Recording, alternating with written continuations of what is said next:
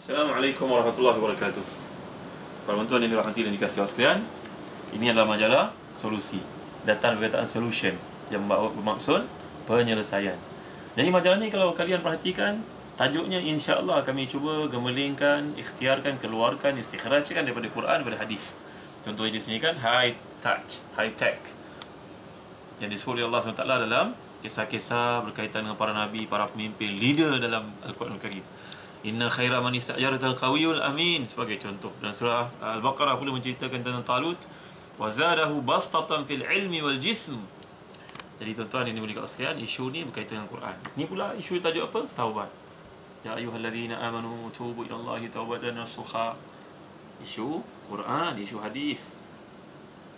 Isu bagaimana 99 orang telah dibunuh oleh seorang lelaki kemudian dia nak bertaubat.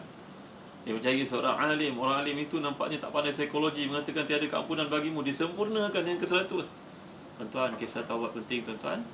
Bahkan dengan sebab taubat, istighfar yang diucapkanlah menyebabkan Allah SWT memberikan kebaikan, rahmat, rezeki yang melimpah ruah kepada kita.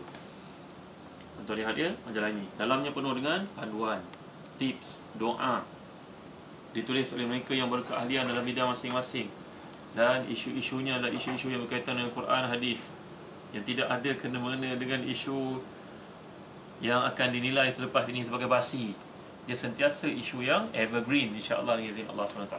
Di belakang ini ada cerita tentang perkara-perkara yang pelik tapi benar daripada Al-Quran, daripada hadis.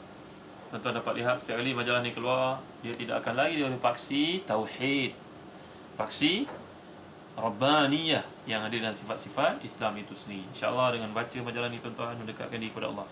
Lihat lagi tajuk ni, melawan bisikan syaitan. Wa imma yanzaghannaka minasyaitani nazghun fasta'iz billah. Lihat, melawan bisikan syaitan. Ini pula apa?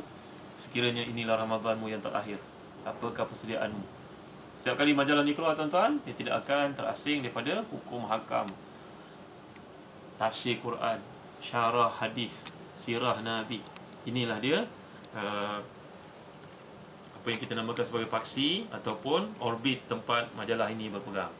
Bacalah Solusi, jadikan ia panduan bersama dengan keluarga, jadikan ia bahan tazkirah dalam usrah keluarga setiap malam. Satu hari satu rangkap, satu hari satu perenggan yang mendekatkan diri kita kepada Allah Subhanahu Wa Taala. Selamat membaca.